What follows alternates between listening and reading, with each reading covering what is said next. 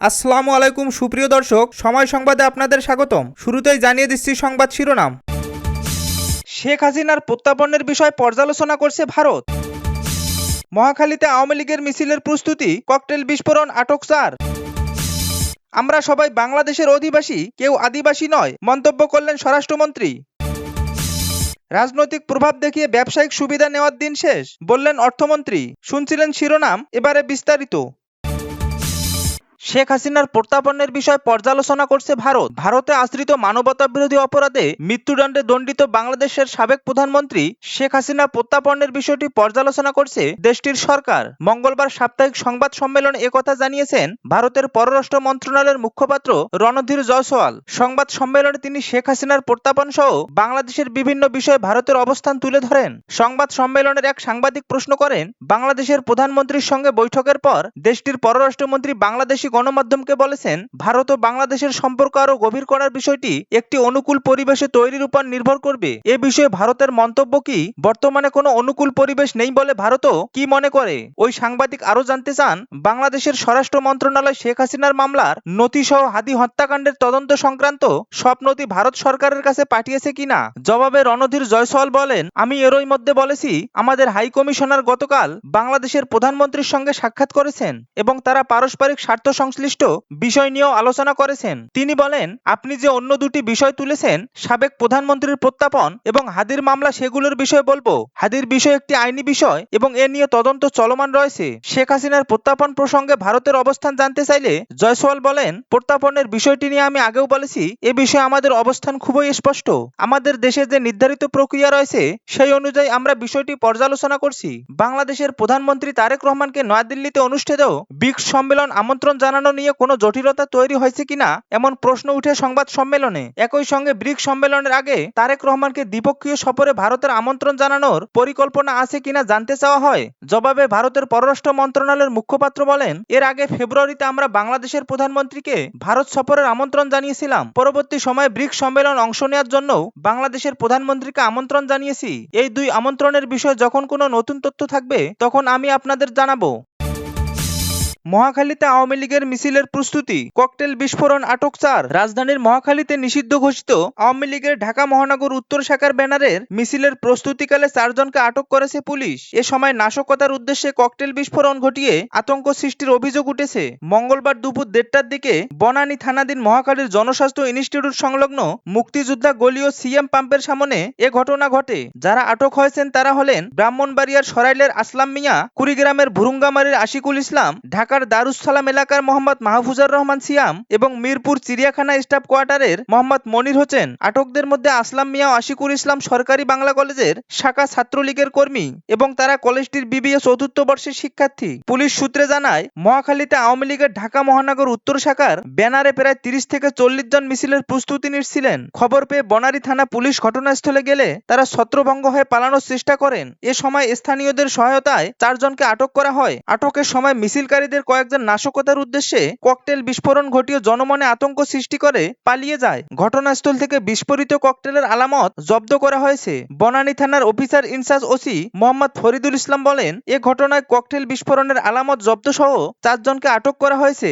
তাদের বিরুদ্ধে মামলা দায়েরের বিষয়টি প্রক্রিয়াধীন। আমরা সবাই বাংলাদেশের অধিবাসী, কেউ আদিবাসী নয়, বললেন স্বরাষ্ট্রমন্ত্রী। স্বরাষ্ট্রমন্ত্রী সালাউদ্দিন আহমেদ বলেছেন, ভৌগোলিক ও সাংবিধানিক বাস্তবতায় বাংলাদেশের ভূখণ্ডে বসবাসকারী সব নাগরিকের একটি মূল পরিচয়, আমরা সবাই বাংলাদেশী। এখানে কোনো আদিবাসী গোষ্ঠী নেই, আমরা সকলেই বাংলাদেশের অধিবাসী। সংবিধান অনুযায়ী দেশের প্রতিটি নাগরিকের অধিকার ও সুযোগ সুবিধা সমানভাবে সুরক্ষিত। মঙ্গলবার রাজধানীর গুলশানে ক্রাউন প্লাজা হোটেলের বলরুমে Chittagong hill tracts research foundation আয়োজিত India's identity is electric for Bangladesh শীর্ষক এক গোলটেবিল বৈঠকে প্রধান অতিথির বক্তব্যে তিনি এসব কথা বলেন। সিএসওটিআরএফ এর চেয়ারম্যান মেহেদী হাসান পলাশের সভাপতিত্বে অনুষ্ঠানে বিশেষ অতিথি হিসেবে বক্তব্য দেন তথ্য ও সম্প্রচার মন্ত্রী জহিরুদ্দিন স্বপন এবং সংস্কৃতি বিষয়ক প্রতিমন্ত্রী আলী নিয়াজ মাহমুদ খৈয়ম। মন্ত্রী বলেন, বাংলাদেশের ভৌগোলিক সীমানায় বসবাসরত সকল নাগরিক সমান নাগরিক অধিকার ভোগ করে। তিনি বলেন, রাজনৈতিক সমঝোতার দলিল জুলাই জাতীয় সনদে দেশের সব রাজনৈতিক দল ও অংশীজন সর্বসম্মতিক্রমে সম্মত হয়েছেন যে বাংলাদেশের ভূখণ্ডে সর্বস্তরের মানুষের পরিচয় হবে বাংলাদেশী। এই জাতীয় ঐক্য রাজনৈতিক অঙ্গীকার দেশের সার্বভৌমত্ব অখণ্ডতা রক্ষার মূল ভিত্তি। অনগ্রসর জনগোষ্ঠীর জন্য সাংবিধানিক সুরক্ষার বিষয়টি তুলে ধরে মন্ত্রী আরো বলেন, বাংলাদেশ রাষ্ট্র তার ক্ষুদ্র নিগোষ্ঠী, উপজাতীয় বিভিন্ন সম্প্রদায়ের ধর্মীয়, সামাজিক ও সাংস্কৃতিক ঐতিহ্যকে রক্ষা, বিকাশ ও সংরক্ষণের পূর্ণ প্রতিশ্রুতিবদ্ধ। তিনি বলেন, জাতীয় মূলধারার সাথে সমতা আনার লক্ষ্যে পিছিয়ে পড়া জনগোষ্ঠী, নারী ও শিশুদের কল্যাণে রাষ্ট্রবিশেষ সুবিধা ও কোটার ব্যবস্থা বজায় রেখেছে, যা সংবিধানও স্বীকৃত। পার্শ্ববর্তী বিভিন্ন বহুভাষী ও বহুজাতিক রাষ্ট্রের উদাহরণ টেনে তিনি বলেন, সেখানে শত শত ভাষা প্রচলিত থাকা সত্ত্বেও পৃথক আদিবাসী সত্তার রাষ্ট্রীয় স্বীকৃতি দেয়া হয়নি, বরং অনগ্রসর সুযোগ সুবিধা দিয়ে মূলধারায় যুক্ত করা হয়েছে। মন্ত্রী আরো বলেন, 2007 সালের 13 সেপ্টেম্বর গৃহীত জাতিসংঘের United nation declaration on the rights of indigenous people সনদের ক্ষেত্রে বাংলাদেশের শুরু থেকে স্পষ্ট অবস্থান গ্রহণ করেছিল। তিনি বলেন, বাংলাদেশের এই ভোটাভুটিতে ভোটদানের বিরত ছিল এবং বিশ্বের অনেক প্রভাবশালী রাষ্ট্রও এর বিরুদ্ধে অবস্থান নেয়। তিনি আরো বলেন, ওই আন্তর্জাতিক ডিক্লারেশন বা আইএলও কনভেনশন 1969 সালের বাংলাদেশের কোনোভাবেই প্রযোজ্য নয় এবং বাংলাদেশের অংশীদারও নয়।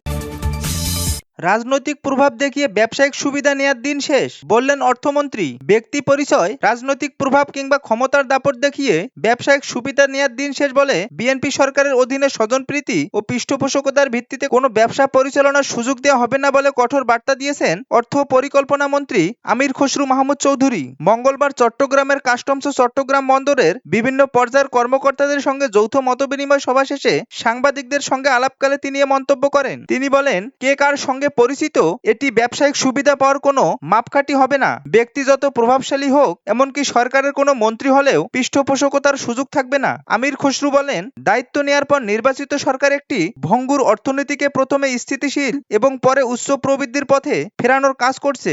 এর পাশাপাশি কর্মসংস্থান সৃষ্টি, রপ্তানি বাড়ানো, শিল্পায়ন ত্বরান্বিত করা এবং ব্যবসার জন্য নিরাপদ ও প্রতিযোগিতামূলক পরিবেশ তৈরিকে অগ্রাধিকার দেওয়া হয়েছে। ব্যবসার পথে প্রশাসনিক জটিলতা ও অতিরিক্ত নিয়ন্ত্রণকে বড় বাধা হিসেবে উল্লেখ করে তিনি আরো বলেন, ইজ অফ ডুইং বিজনেস নিশ্চিত করতে বাজেটে ডিরেকশনের ঘোষণা দেওয়া হয়েছে।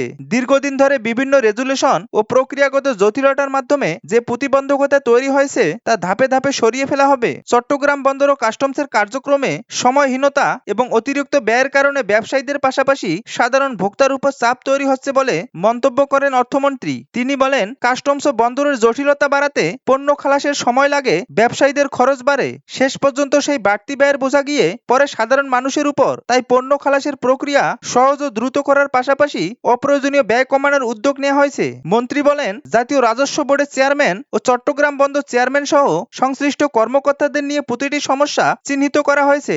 সমস্যা সমাধানে কি পদক্ষেপ নেওয়া হবে তা নিয়ে সিদ্ধান্তও হয়েছে। শুধু সিদ্ধান্ত নিয়েই থেমে না থেকে প্রতিটি সিদ্ধান্ত বাস্তবায়নের জন্য নির্দিষ্ট সময়সীমা বেঁধে দেওয়া হয়েছে। আমির খসরু বলেন, দীর্ঘদিনের দাবি অনুযায়ী এবার কাস্টমস ও বন্দরকে সমন্বিতভাবে কাজ করানোর কার্যকর উদ্যোগ নেওয়া হয়েছে। সিদ্ধান্তগুলো বাস্তবায়ন করা গেলে পণ্য খালাস ও রপ্তানিতে সময় নাটকীয়ভাবে কমে আসবে। একই সঙ্গে বাড়বে কার্যক্রমের স্বচ্ছতা ও দক্ষতা। কাস্টম চত্বরে দীর্ঘদিন ধরে পড়ে থাকা কন্টেইনার ও আটকে থাকা পণ্য প্রসঙ্গে অর্থমন্ত্রী বলেন, দীর্ঘদিনের জটিলতায় কাস্টমস এলাকায় বিপুল সংখ্যক পণ্য কন্টেইনার আটকে রয়েছে। এর মধ্যে অবৈধ পণ্য সহ বিভিন্ন কারণে খালাস না হওয়া চালানো রয়েছে। এসব জট দ্রুত নিরসন করে কাস্টম চত্বরকে স্বাভাবিক অবস্থায় ফিরিয়ে আনার উদ্যোগ নেওয়া হয়েছে।